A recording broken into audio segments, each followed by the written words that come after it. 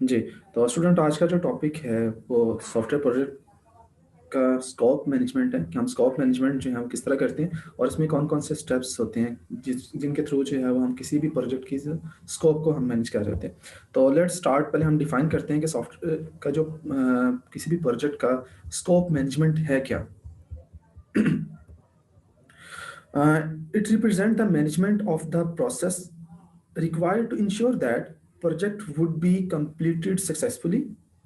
कि आपने सबसे पहले ये इंश्योर करना होता है कि जब आपका जो स्कोप है उसकी मैनेजमेंट में सबसे पहले आपका मकसद ये होता है कि आपने ये इंश्योर करना है कि सक्सेसफुली हमारा जो प्रोजेक्ट हम बनाना चाह रहे हैं वो सक्सेसफुली जो है वो कंप्लीट हो जाएगा। And it is primarily concern with the defining and controlling what is कि आपका प्रोजेक्ट जो है वो है क्या? उसकी आपने कंप्लीट उसकी डिस्क्रिप्शन बतानी होती है, आपने स्कोप की उसकी फंक्शनैलिटीज़ वगैरह डिफाइन करनी होती हैं। And is not included in the project कि कौन-सी चीज़ें ऐसी हैं जो हमारे प्रोजेक्ट में इंक्लूड होंगी, ठीक है? और कौन-सी चीज़ें ऐसी हैं जो हमारे प्रोजेक्ट जो है वो उनको जो है वो फुलफिल नहीं कर पाएगा। तो ये सारी की सारी स्टार्ट पे जो आपने जब आपने रिक्वायरमेंट गैदर कर ली, फर्स्ट फेज़ जो था हमारा प्रोजेक्ट स्कोप का, तो सॉफ्टवेयर डेवलपमेंट लाइफ साइकिल का कि आपने रिक्वायरमेंट गैदरिंग कर ली है। तो रिक्वायरमेंट जब आपने गैदर यूज़र से कर ली हैं, कस्टमर से रिक्वायरमेंट आपने गैदर कर ली, तो सेकंड फेज़ फिर आपका एक प्लानिंग का होता है, जिसमें सब आपने प्लानिंग में जो फर्स्ट है वो आपका प्रोजेक्ट स्कोप मैनेजमेंट है, ठीक है? तो स्कोप के बारे में हम देख रहे हैं कि स्कोप में आपने बताना होता है कि फ्यूचर में हमारा जो प्रोजेक्ट है वो सक्सेसफुली कंप्लीटेड होगा और उसमें जो है वो कौन-कौन से कंस्ट्रेंट हैं, कौन-कौन से उसके लिमिटेशंस हैं, उनको हमने कंट्रोल करना है, हमारा प्रोजेक्ट है क्या और किस तरह से ये वर्क करेगा, ठीक है? तो ये सारी चीज़ें जो हैं वो आपकी प्रोजेक्ट स्कोप मैनेजमेंट में आती हैं। तो ये एक सिस्टमैटिक प्रोसेस होता है। आगे नेक्स्ट इसके हम देख लेते हैं कि जब आपने स्कोप की प्लानिंग करनी है, ठीक है? तो उसमें क्या-क्या चीज़ें इंक्लूड होती हैं। तो स्टूडेंट्स फर्स्ट ऑफ ऑल हमने देखा था कि जब आपने प्रोजेक्ट का स्कोप डिफाइन करना है तो सबसे पहले एक प्रोजेक्ट की स्कोप की स्टेटमेंट डिफाइन होती है। तो it includes how project scope will be defined. तो आपने सबसे पहले जब प्लानिंग करनी है स्कोप की, तो स्कोप की स्टेटमेंट जो है वो डिफाइन करनी है, जिसमें हमने लास्ट क्लास में एग्जांपल्स भी देखी थी, वो जो ऑटोमेटिक डोर ओपनिंग वाली एग्जांपल थी कि मॉल में जो अपने ऑटोमेटिक डोर था उसकी हम देख रहे थे कि उसकी स्टेटमेंट हम बता रहे थे कि वो आपका जो गेट है उसके फंक्शंस क्या हैं, उसके कंस्ट्रेंट्स क्या हैं, ठीक है? वो सारे के सारे जो आप बता रहे थे वो आपके स्कोप की डेफिनेशंस होती है। सेकंड फिर how detailed project scope statement will be developed. और फिर आपने जो स्कोप आपने डिफाइन किया, एक स्टेटमेंट जो आपने लेट्स सपोज कि आपने डिफाइन कर दी है स्टेटमेंट, फिर आप उसको जो है वो एक डिटेल जो है वो उसको अपने सॉफ्टवेयर प्रोजेक्ट की जो है वो एक स्कोप की डिटेल्ड वो स्टेटमेंट प्रोवाइड कर रहे होते हैं, ठीक है? फिर नेक्स्ट फिर आपका वर्क होता है कि आपने जो वर्क ब्रेकडाउन है, स्ट्रक्चर है, वो उसको क्रिएट करना है। आपने जब ये देख लिया कि हमारा जो प्रोजेक्ट है उसमें ये वर्क होगा, ये उसके डिफरेंट मॉड्यूल्स हैं। जैसा कि हमने देखा था कि आपके पास लेट्स सपोज कि आप कोई वेबसाइट्स बना रहे हैं, तो उसमें आपने देख लिया कि ठीक है हमारी वेबसाइट जो है वो आपने लेट्स जैसे फेसबुक है इस टाइप की कोई आप वेबसाइट सोशल बना रहे हैं, ठीक है? कम्युनिकेशन करने के लिए। तो उसमें आपने देखना है कि हमारा यूज़र्स का जो लॉगिन जो है, ठीक है? वो फर्स्ट वो किस तरह से होगा, यूज़र्स जो है वो अपने जो ट पोस्ट वगैरह करेगा वो किस तरह से करेगा, उसकी बाकी जो पोस्ट होंगी वो किस तरह से होंगी, फ्रेंड्स रिक्वेस्ट जो आएँगे वो किस तरह, तो सारे जो डिफरेंट मॉड्यूल्स हैं, इन जो फ्रंट एंड पे और बैक एंड पे, फिर हम उस तमाम जो वर्क है उसको हम डिवाइड करते हैं वर्क स्ट्रक्चर को। अपने जो प्रोजेक्ट का जितना भी जो मॉड्यूल्स हैं उनको डिफरेंट स्मॉल पीसेस में डिवाइड करते हैं, जिसे हम डिकम्पोजिशन का नाम देते हैं। तो फिर स्कोप प्लानिंग के अंदर आपने ये काम करना था कि how work breakdown structure will be created, कि हम वर्क डाउन का जो ब्रेक ब्रेक स्ट्रक्चर है वो किस तरह से हम क्रिएट करेंगे। तो ये स्टूडेंट्स स्कोप प्लानिंग में आपकी ये चीज़ें इंक्लूड होती हैं कि आपकी स्कोप की डेफिनेशन, फिर स्कोप की डिटेल्स, जो स्कोप स्टेटमेंट आप देंगे डेफिनेशन में उसकी फिर डिटेल, और थर्ड वन जो है वो ब्रेक डाउन स्ट्रक्चर उसका आपके आपके प्रोजेक्ट का, ये आपका स्कोप की प्लानिंग में आएगा। फिर next how scope verification will be perform, कि हम किस जब आपने देखें आपने स्कोप डिफाइन कर लिया है, तो हम जैसे जैसे आपका प्रोजेक्ट प्रोसीड हो रहा होता है तो हमें स्कोप की वेरिफिकेशन भी करनी पड़ती है कि अकॉर्डिंग जैसा जैसा हमने जो प्लान किया था, प्लानिंग फेज में स्कोप डिफाइन किया था अपने प्रोजेक्ट का, क्या वैसे ही आपका प्रोजेक्ट प्रोसीड हो रहा है। तो साथ साथ ही आप जब प्रोजेक्ट के ऊपर वर्किंग कर रहे होते हैं तो स्कोप की वेरिफिकेशन करनी होती है, ठीक है। फिर how project scope control will be done, तो हम जो स्कोप है उसको किस तरह से कंट्रोल करेंगे, ये सारा आपका स्कोप प्लानिंग में आ रहा है कि आपने स्कोप को पहले से स्टेटमेंट उसकी प्रोवाइड कर दी, फिर नेक्स्ट जो है वो फिर आपने उसका डिटेल उसकी देनी है स्कोप की, फिर नेक्स्ट आपने work down break structure define किया, फिर स्कोप की वेरिफिकेशन आपने परफॉर्म करनी है, फिर स्कोप को किस तरह से कंट्रोल करना है, ये भी आपका स्कोप प्लानिंग में आएगा। तो फर्स्ट जो आपका स्कोप मैनेजमेंट में है वो आपकी स्कोप प्लानिंग है, जिसमें ये आप एक्शन परफॉर्म कर रहे होते हैं। अब कौन कौन से टूल्स और एंड टेक्निक्स यूज की जाती हैं आपकी स्कोप प्लानिंग के अंदर, तो सबसे पहले हम देखते हैं कि एक्सपर्ट जजमेंट है कि आपने जब भी कोई डिसीजंस वगैरह लेना है अपने इस प्रोजेक्ट के बारे में, तो आप आपकी एक डिटेल और वेल जो है वो रिक्वायरमेंट एनालिसिस होना चाहिए, ठीक है। तो एक्सपर्ट जजमेंट में आपने ये करना है कि expert make decisions based on the experience of the equivalent project. तो मैंने आपको बताया था कि ऐसा नहीं होता कि हमारी कंपनी के पास सिर्फ एक ही प्रोजेक्ट बनने के लिए आता है, आपकी कंपनी के पास जो है वो मे बी वेबसाइट्स है ना, तो ऑलमोस्ट जो लॉगिन का प्रोसेस है, ठीक है, जो आपके पास कोई हेड पोस्ट करने का प्रोसेस है, वो काफ़ी ऐसे प्रोसेसेस होते हैं जो तमाम वेबसाइट्स के अंदर सेम होते हैं। तो जो इक्वल प्रोजेक्ट आपने लेट्स सपोज उस टाइप का पहले से अगर बनाया हुआ है, तो एक्सपर्ट जो जजमेंट है वो फिर ये करती है कि वो देखती है कि कौन कौन से जो है वो रीयूजेबल कंपोनेंट्स हैं जिनको हम दोबारा से यूज कर सकते हैं इस प्रोजेक्ट के अंदर, तो वो ये भी आपकी स्कोप की प्लानिंग के अंदर ही आता है। फिर template form standards, it makes include template for work breakdown structure, scope management plan and project scope change control. तो सेकंड जो वर्क आपने करना होता है, फिर आपने एक जो आपका टेम्पलेट है वो डिफाइन करना होता है कि हमारा वेब वर्क ब्रेकडाउन स्ट्रक्चर का टेम्पलेट क्या होगा, मीन आपने उसे ग्राफिकली रिप्रेजेंट करना होता है। जैसा कि इसकी एग्जांपल इस तरह से देख सकते हैं कि जैसा कि आप गैंट चार्ट बना रहे होते हैं, तो उसमें आप बता रहे होते हैं कि हमारा जो वर्क है वो इतने दिनों में इस मॉड्यूल पे हम काम करेंगे, इतने दिनों में हम इस मॉड्यूल पे काम कर रहे हैं, तो वो एक टेम्पलेट है, ठीक है। तो फिर स्कोप मैनेजमेंट एक प्लान आपने डिफाइन करना होता है कि हम जो स्कोप को मैनेज करने का जो मैनेज करेंगे उसमें ये जो है प्रोसेस को हम फॉलो करेंगे, वो आपने एक कंप्लीट प्लान बनाना होता है। और फिर प्रोजेक्ट स्कोप चेंज कंट्रोल के आपको मैंने आपको बताया था with the passage of time ऐसा भी होता है कि जैसे जैसे प्रोजेक्ट प्रोसीड हो रहा होता है यूजर जो है उसकी रिक्वायरमेंट जो है वो चेंज हो रही है, तो अगर यूजर की रिक्वायरमेंट चेंज हो रही है तो उसके अकॉर्डिंगली हमें अपने जो स्कोप होता है उसको भी चेंज करना पड़ता है। तो जो चेंजिंग वगैरह आ रही है स्कोप के अंदर उसको कंट्रोल कैसे किया जाएगा, उसकी मैनेजमेंट भी आपकी आपकी सॉफ्टवेयर स्कोप प्लानिंग के अंदर आएगी। क्लियर है स्टूडेंट्स? ओके, नेक्स्ट जो थर्ड टास्क है प्लानिंग के अंदर वो अब हम देखते हैं कि आपने जब प्लानिंग कर ली जिसमें आपने ये चीज़ें तीन देखी हैं, आपने दो जो है वो चीज़ें देखी, एक एक्सपर्ट जजमेंट है, जज आपने जो है वो आपने जो प्रोजेक्ट है उसकी कंप्लीट इन्वेस्टिगेशन करने के बाद फिर आपने एक टेम्पलेट फॉर्म स्टैंडर्ड प्रोवाइड किया, उसके बाद फिर output of the scope planning क्या होगी कि आपको क्या चीज़ मिलती है जो स्कोप प्लानिंग से। तो स्कोप की जब आप प्लानिंग करते हैं तो उससे जो है डिफरेंट कंपोनेंट्स कौन कौन से मिलते हैं, it provide guidance on how the project scope will be defined. तो स्टूडेंट जब भी आपने स्कोप की स्टेटमेंट करनी है या स्कोप को डिफाइन करना है तो उससे पहले हमें स्कोप की प्लानिंग करनी पड़ती है, जिसमें हम स्कोप को राइट डाउन करने से पहले उसका जो है वो कंप्लीट इन्वेस्टिगेशन कर रहे होते हैं अपने प्रोजेक्ट की। हम देख रहे होते हैं एक्सपर्ट वो एनालिसिस कर रहे होते हैं, जो हमारे टीम लीडर्स हैं वो देख रहे होते हैं कि सिमिलर इस टाइप के कौन कौन से प्रोजेक्ट ऑलरेडी हमने बनाए हुए हैं और हमारे पास पड़े हुए हैं। तो उस एनालिसिस की बेस पे फिर वो एक complete scope management plan define कर रहे होते हैं। तो आउटपुट जो हमारी स्कोप प्लानिंग से आएगी वो क्या चीज़ें होंगी, तो ये जो है वो आउटपुट आपकी है, it provides guidance on how the project scope will be defined कि आपका प्रोजेक्ट जो है वो हम उसको उसके स्कोप को किस तरह से डिफाइन करेंगे, उसको डॉक्यूमेंटेड किस तरह से करेंगे, डॉक्यूमेंट करने के बाद जब उसको हम वेरीफाई भी करना है कि आया ये जो हमने स्कोप डिफाइन किया है क्या हम फ्यूचर में इस तरह का प्रोजेक्ट बना भी सकते हैं या नहीं बना सकते हैं, या फिर अगर बना रहे हैं तो उसमें उसको फिर मैनेज किस तरह से करना है, ठीक है, और उसको फिर कंट्रोल किस तरह से करना है। तो आपका जो स्कोप की प्लानिंग है उससे आप स्कोप की स्टेटमेंट डिफाइन करते हैं, उसकी डॉक्यूमेंटेशन, उसकी वेरिफिकेशन और उसको किस तरह से मैनेज करना है और कंट्रोल करना है। ये आपकी जो फर्स्ट फेज है आपकी स्कोप मैनेजमेंट के अंदर वो है स्कोप प्लानिंग। तो तो प्लानिंग में हमने बताया कि 2 चीज़ें आपने करनी होती हैं। एक आपने जो है वो एक्सपर्ट जजमेंट करनी है, सेकंड टेम्पलेट फॉर्म और स्टैंडर्ड्स प्रोवाइड करने हैं, जिसमें स्कोप मैनेजमेंट प्लान डिफाइन करना होता है।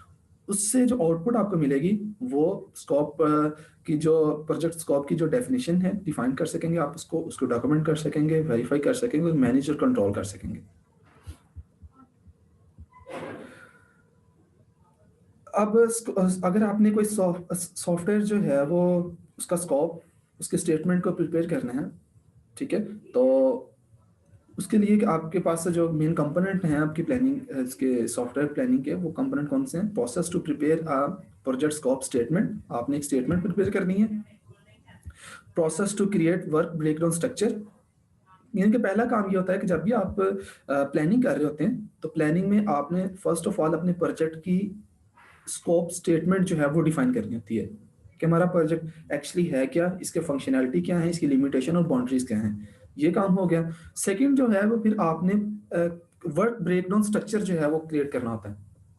तो वर्क ब्रेकडाउन स्ट्रक्चर मैंने आपको बताया कि वो जो हमारे पास डिफरेंट टाइप की जो एक्टिविटीज़ हैं जो हमने परफॉर्म करनी थी डिफरेंट मॉड्यूल्स के ऊपर, उसको फिर हम एक ग्राफिकली रिप्रेजेंटेशन करते हैं कि हमारे पास इस तरह से हम अपने जो है वो कंप्लीट प्रोजेक्ट को डिफरेंट पार्ट्स में डिवाइड करते हैं, डिफरेंट मॉड्यूल्स में डिवाइड करते हैं, जिसे आपने डीकम्पोजिशन का हमने वो पढ़ा था कंसेप्ट कि पूरे प्रोजेक्ट को हम स्मॉल पीसेस में डिफाइन करते हैं और सर उसको एक क्वेश्चन है।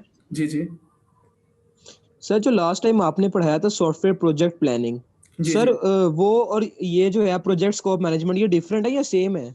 ये बेसिकली प्रोजेक्ट प्लानिंग के अंदर ही जो हम स्कोप को हम करते हैं ना, मैनेजमेंट उसका एस्टिमेट करते हैं, ये वो है। समझ रहे अच्छा हैं? अच्छा अच्छा, जी जी हमने देखा मतलब था। सॉफ्टवेयर प्रोजेक्ट प्लानिंग का ही एक पार्ट है। जी जी हमने सॉफ्टवेयर प्लानिंग में देखा था कि सॉफ्टवेयर प्लानिंग में आपने सबसे पहले आपने जो स्कोप को एस्टिमेट करना है उसकी मैनेजमेंट करनी है, ठीक है? फिर उसके बाद जी जी, आपने उसके बाद कॉस्ट की एस्टिमेशन करनी है, ठीक है? तो ये जो यस यस, जी ठीक जी हो गया सर। जी तो ये आपकी वो स्कोप की क्योंकि मैनेजमेंट है। लास्ट टाइम जो हमने पढ़ा था ना वो सॉफ्टवेयर प्रोजेक्ट प्लानिंग था और उसमें सॉफ्टवेयर स्कोप आपने पढ़ाया था, फिर उसे डिटरमाइन कैसे करते हैं, फिर स्टेटमेंट थी उसकी, जी जी इस तरह वही हार्डवेयर टूल्स वगैरह। जी जी जी वही वही उसको ही हम आगे जो है वो उसकी मैनेजमेंट आप देख रहे हैं कि अगर आपने स्कोप को मैनेज करना है तो उसके लिए क्या किया जाए। चलो ठीक है sir. Okay, process for maintaining work breakdown structure and it's approval, कि आपने जो वर्क ब्रेकडाउन स्ट्रक्चर, अब देखें वहां पर हमने जैसे हमने ये पढ़ा था उस टाइम जो है ना अब्स्ट्रैक्ट चीजें हमने देखी नहीं कि अगर आपने स्कोप को एस्टिमेट करना है तो आपने स्टेटमेंट प्रोवाइड करनी है सबसे पहले, सेकंड फिर आपने वर्क ब्रेकडाउन स्ट्रक्चर करना है, थर्ड फिर आपने रिसोर्स की मैनेजमेंट करनी थी जिसमें आपने ह्यूमन रिसोर्स को मैनेज किया, आपने हार्डवेयर और जो सॉफ्टवेयर हैं उन रिसोर्सेज को मैनेज किया, और थर्ड वन जो था स्टूडेंट की सर माइक। जी जी सर सॉरी मैंने आपको डिस्टर्ब किया। सर इधर एक बच्चा है ओप्पो के नाम से, काइंडली उनसे कहना था कि अपने आप को रीनेम करें वरना आपकी अटेंडेंस मार्क नहीं होगी। ठीक है जी, आपने सुन लिया, ये जो ओप्पो के नेम से जो कोई स्टूडेंट एंटर हुआ है वो उसको आप रीनेम कर लें, ओप्पो F5 यूथ के नाम से ये जो है।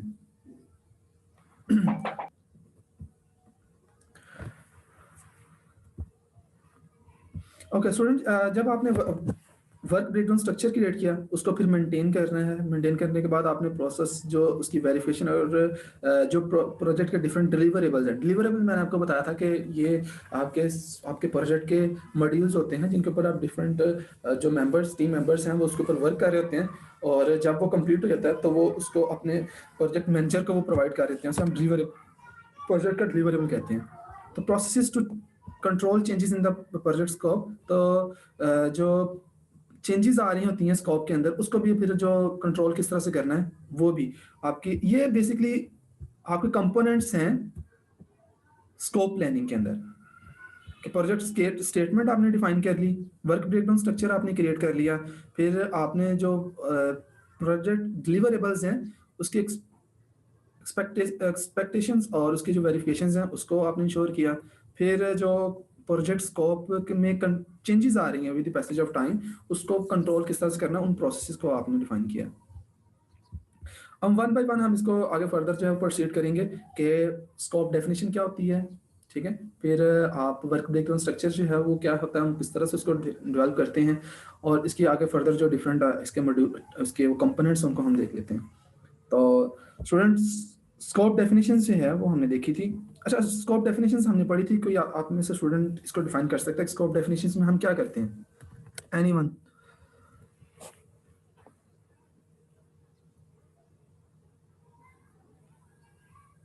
लास्ट लेक्चर में हमने देखा था कि किसी भी प्रोजेक्ट को जब आप प्लानिंग कर रहे होते हैं तो उसमें आप सबसे पहले स्कोप की स्टेटमेंट प्रोवाइड कर रहे होते हैं। तो वो स्टेटमेंट जो है उसको हम डिफाइन किस तरह से कर सकते हैं? स्कोप की आपने डेफिनेशन करनी है तो what does it mean a scope? चले सिंपली आप स्कोप को डिफाइन कर दिया आप में से कोई।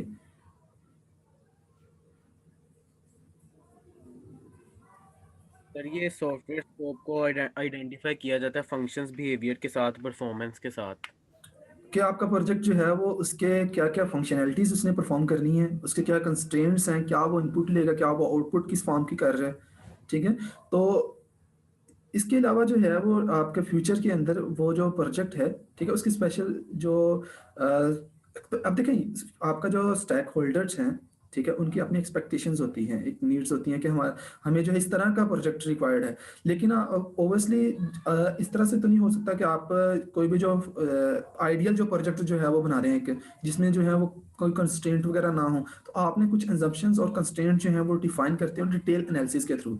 स्टार्ट पे जब आपके पास रिक्वायरमेंट आ जाती है यूजर की, कस्टमर की, तो आप उसका फिर एक डिटेल एनालिसिस करते हैं। उसकी बेस पे फिर आप कुछ जो है assumptions और कुछ कंस्ट्रेंट जो हैं वो स्टैक होल्डर्स और प्रोजेक्ट जो मैनेजर है वो आपस में शेयर करते हैं कि हमारा आप जो प्रोजेक्ट बनवाना जा रहे हैं इसमें ये कंस्ट्रेंट्स हैं, ये इसकी लिमिटेशंस हैं, तो ये इस तरह से वर्क करेगा।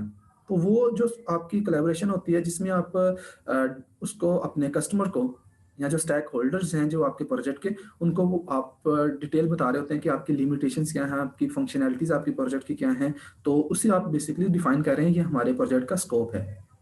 ठीक है स्टूडेंट्स, इसके बारे में कोई कंफ्यूजन तो नहीं है कि स्कोप में आपने जस्ट डिफाइन करना होता है कि आपके प्रोजेक्ट की कंस्ट्रेंट्स क्या हैं, assumptions क्या हैं, लिमिटेशंस क्या हैं। और ये हम कहाँ से बेसिकली आइडेंटिफाई करते हैं कि लिमिटेशंस या कंस्ट्रेंट वगैरह क्या हैं?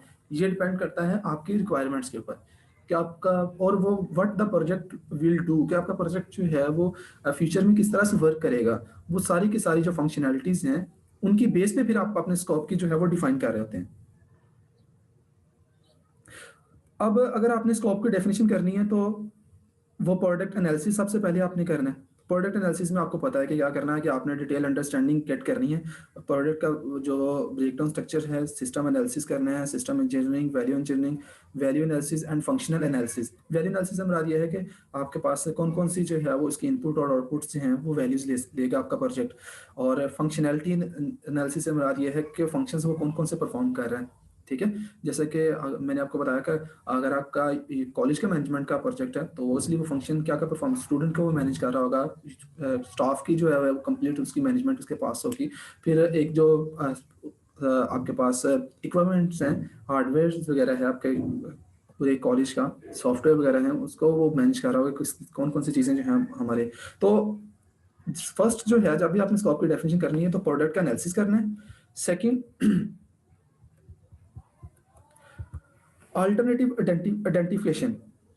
तो इसके लिए मैंने आपको बताया था कि आपने ये देखना होता है कि आपके जो प्रोजेक्ट है, अगर आप जो आपको बनाने के लिए आया है तो उसके लिए फिर पहले से अगर कोई रीयूजेबल कंपोनेंट्स आपके पास पड़े हुए हैं तो आप उनको यूज़ करें, क्योंकि उससे आपके ना कॉस्ट इफेक्टिव होगी।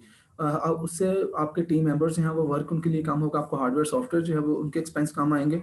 तो उससे आपकी ओवरऑल जो कॉस्ट है प्रोजेक्ट की वो इफेक्ट होती है। तो अल्टरनेटिव आइडेंटिफिकेशन में क्या करेंगे हम? It is the technique use to generate different approaches to perform the work which include techniques like brainstorming, lateral thinking, proof of concept, prototype, approach paper etcetera. कह रहे हैं कि जब आपने जब देखें जब आपने स्कोप को डिफाइन करना है तो आप डिफाइन कैसे कर सकते हैं? उसकी टेक्निक्स बनाई हैं कि ब्रेनस्टॉर्मिंग करें आप। ब्रेनस्टॉर्मिंग से मुराद ये है कि यूजर की रिक्वायरमेंट को देख के ना जो जो आपके माइंड में आ रहा है कि इसका स्कोप ये होगा आप उसको ना राइट अप करते जाएं। ठीक है, तो ब्रेनस्टॉर्मिंग से मुराद ये है कि डिफरेंट जो आपके पास है तो वो ये हो सकता है कि आप अपनी टीम मेंबर्स जो हैं उनके साथ भी कोलैबोरेशन करके कि हमारे प्रोजेक्ट का ये स्कोप है, ये प्रोजेक्ट है हमारा, इसका स्कोप क्या क्या हो सकता है। तो ओबियसली उसमें ये होगा कि जब आपके कोई जो डेवलपर्स भी मौजूद है, आपका हार्डवेयर जो है फ्रंट एंड और बैक एंड दोनों जो है वो मौजूद है, तो उनको बेहतर तौर पर पता था कि हमारा प्रोजेक्ट किस तरह से प्रोसीड करेगा। तो उनके साथ बैठ के आप ब्रेनस्टॉर्मिंग करें, ठीक है। लिटरल थिंकिंग से मुराद ये है कि आपने जो आपके पास आपने जो जो पूरी टीम को आप ना लें, ठीक है। आप जो खुद से जो प्रोजेक्ट का स्कोप वो उसकी है, उसकी जो रिक्वायरमेंट्स हैं उसके अकॉर्डिंगली जो है वो उनको उनको एनालिसिस करें कि बेसिकली रिक्वायरमेंट्स क्या हैं, उसके उसकी बेस पे आप अपने स्कोप को डिफाइन करना शुरू कर दें, ठीक है। तो प्रूफ ऑफ कंसेप्ट है, प्रोटोटाइप में भी आप जस्ट एक जो है ना वो विजुअलाइज पिक्चर जो है वो विजुअलाइज करते हैं कि हमारा जो प्रोजेक्ट है वो इस तरह से है। तो ये प्रोटोटाइपिंग जो है ये भी डिपेंड कर रही है आपने पहले से अगर उस टाइप का कोई प्रोजेक्ट बनाया हुआ है तो। लेकिन जब आपने अगर पहले से प्रोजेक्ट नहीं बनाया हुआ तो भी आपको ब्रेनस्टॉर्मिंग करनी पड़ती है। आपको डिफरेंट ये प्रूफ ऑफ कंसेप्ट है कि प्रूफ ऑफ कंसेप्ट से मुराद ये है कि पहले से अगर आपने कुछ वर्क किया हुआ है तो ओबियसली वो चीज़ें आपने पहले से उनको सॉल्व किया होगा, उन प्रॉब्लम्स को सॉल्व किया होगा जो कि यूजर्स की रिक्वायरमेंट के मुताबिक है। तो उससे फिर हेल्पफुल होती है आपने पहले से जो चीज़ें बनाई हुई हैं उनको जो है वो स्टडी करना।